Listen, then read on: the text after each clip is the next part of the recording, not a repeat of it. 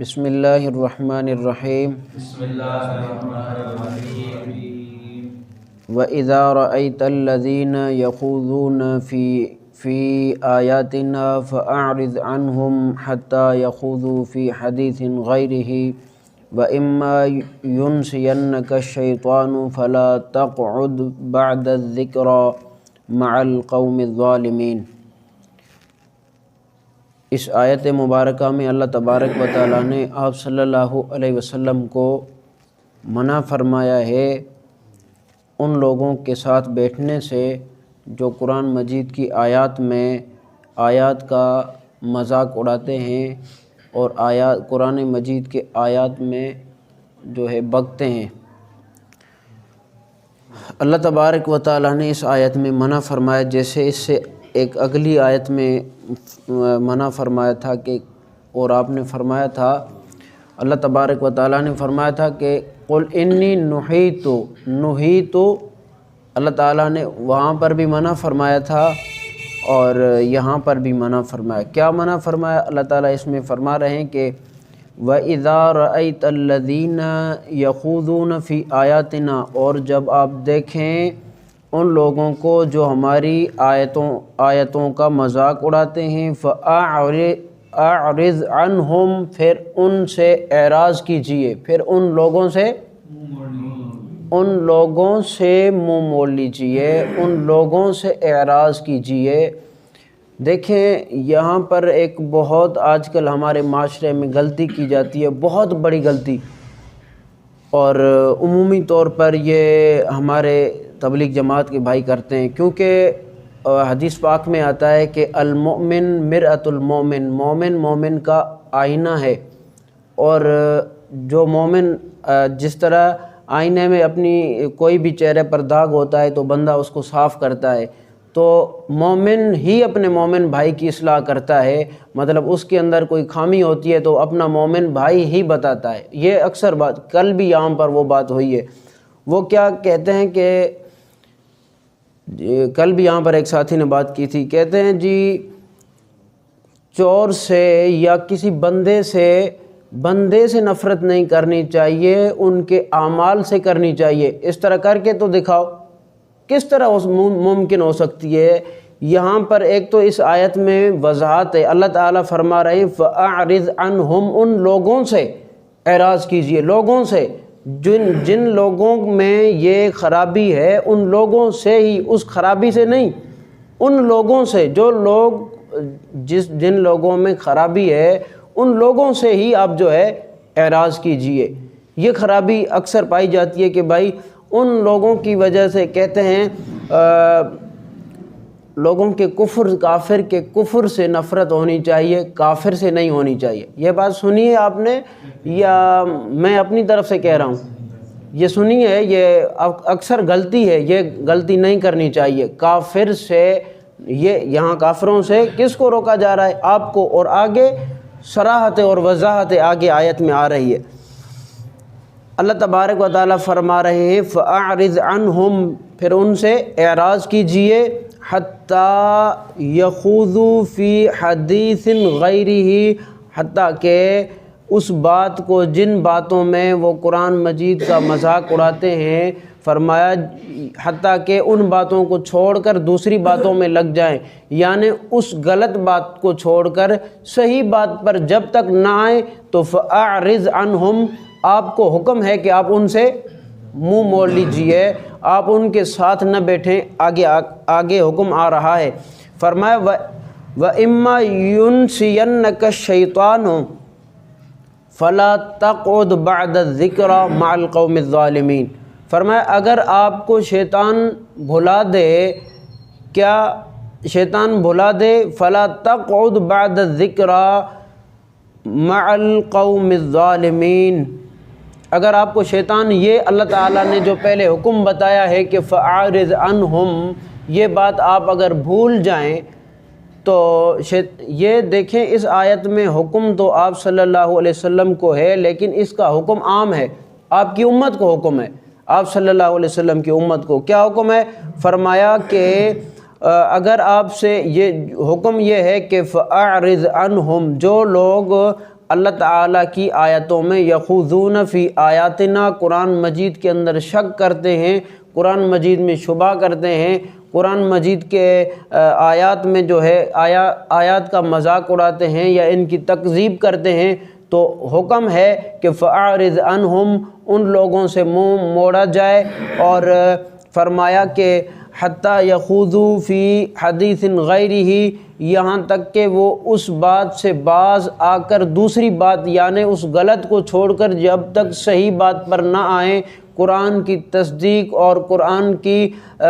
قرآن مجید کو ماننا، یہ جب تک یہ اس درست راہ پر نہیں آتے تو آپ کو حکم ہے کہ فَأَعْرِضْ، آپ ان سے منہ موڑ لیجئے۔ اور فرمایا کہ اس حکم کو اگر وَإِمَّا يُنْسِيَنَّكَ الشَّيْطَانُ، شیطان اگر آپ کو اس حکم کو بھلا دے کہ کسی کی مجلس میں اللہ نے بیٹھنے سے منع فرمایا ہے، بھول میں اگر بندہ اس مجلس میں چلا گیا اور وہاں پر قرآن مجید کی آیات کا اور اللہ تعالیٰ کے شعائر اسلام کی توہین ہو، جیسے آج کل ہو رہی ہوتی ہے صحابہ کرام کی، یا دیکھیں قرآن مجید کے اندر 1200 کے قریب آیات ہیں جن میں صحابہ کرام کی مدح اور تعریف ہے اور ثنا بیان کی ہوئی ہے، اور جہاں پر صحابہ کرام کی تنقید کی جاتی ہے، توہین کی جاتی ہے، وہاں پر ان آیات کا مذاق اڑایا جاتا ہے جن میں صحابہ کی صداقت اور امانت اور دیانت اور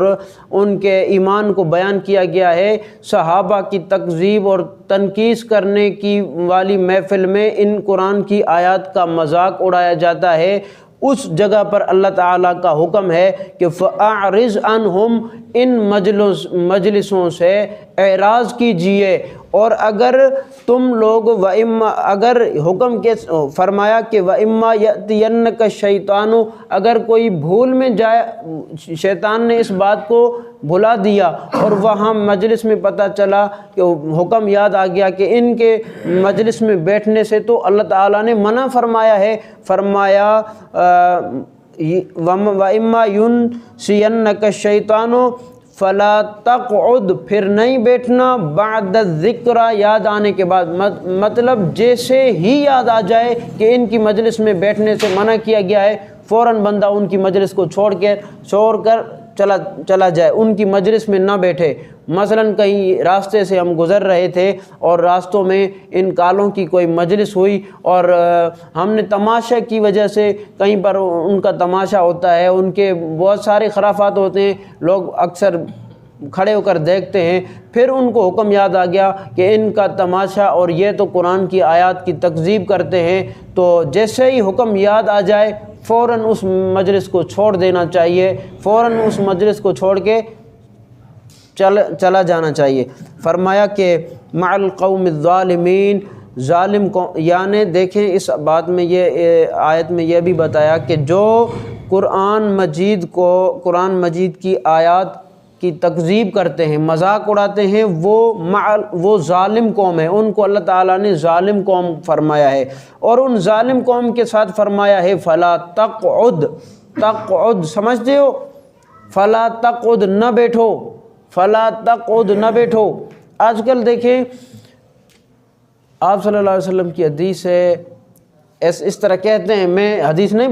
نہیں کہہ رہا ہوں کہ یہ حدیث ہے، آپ صلی اللہ علیہ وسلم کی حدیث ہے کہ جو ہے ایک یہودی کا جنازہ جا رہا تھا اور آپ نے ان کو دیکھا تو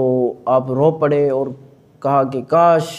یہ بھی جو ہے، صحابہ نے پوچھا کہ آپ کیوں رو رہے ہیں؟ آپ نے فرمایا یہ بھی میرا امت ہی ہے، اور کاش یہ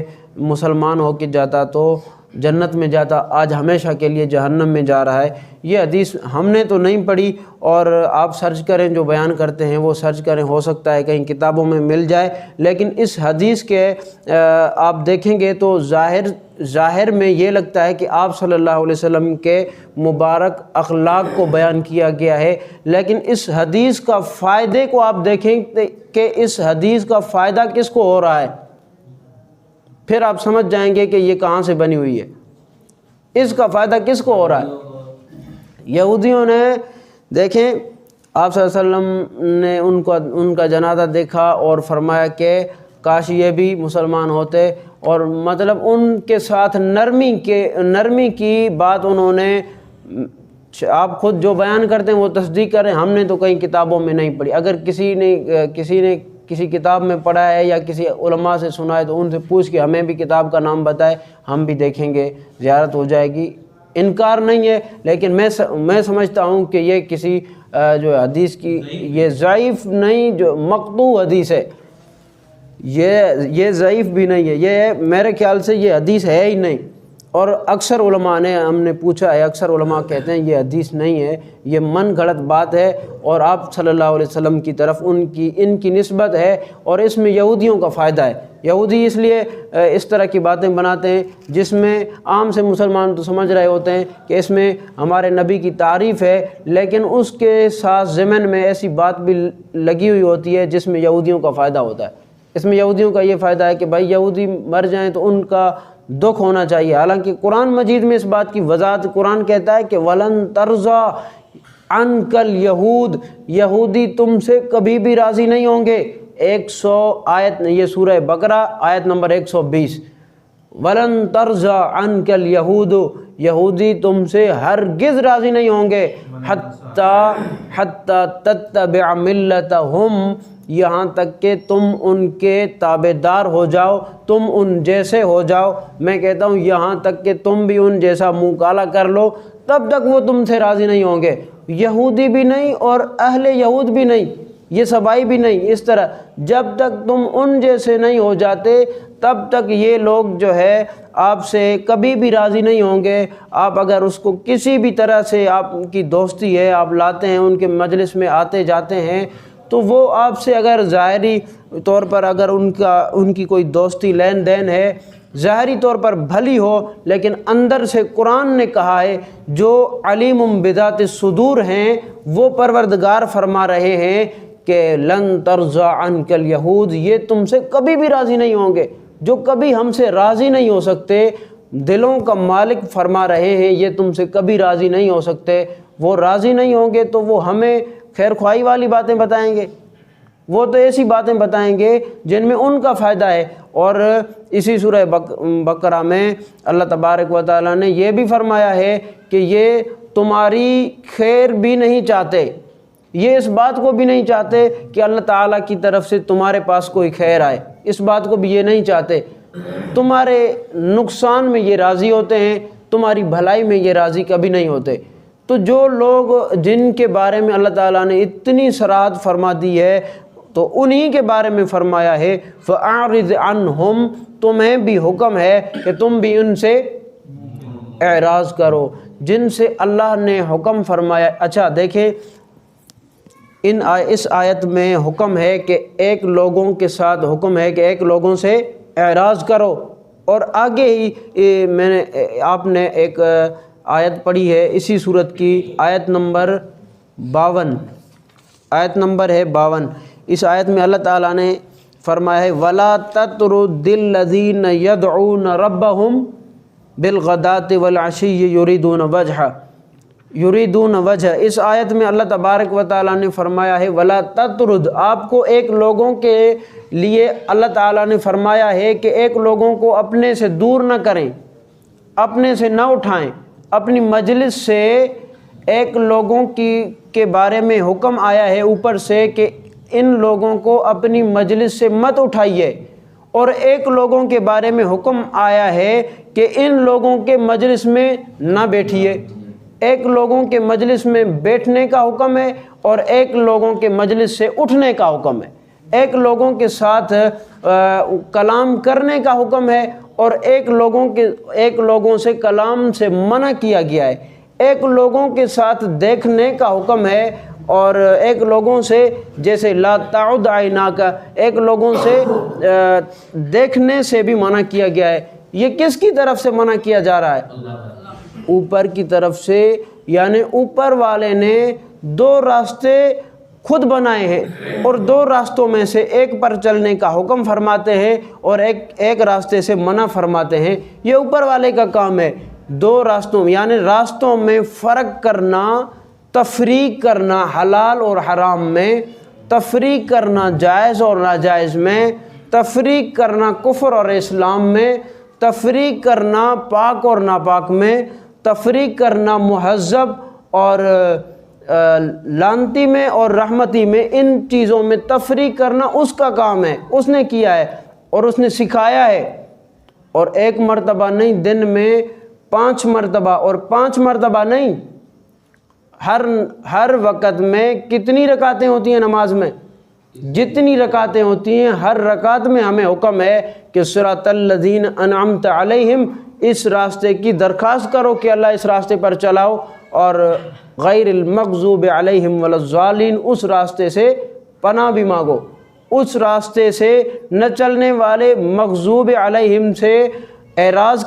کیے جانے کا حکم ہے، اور صراط الذین انعمت علیہم کے بارے میں دعا کرنے کا حکم ہے۔ یعنی 2 راستے پروردگار نے بتائے ہیں، اور 2 راستوں میں تمیز کرنا یہ اس نے سکھایا ہے، بلکہ اس نے تو یوں بھی فرمایا ہے انہ لقول فصل، یہ قرآن مجید جو ہے فاصلہ کرنے والی کتاب ہے۔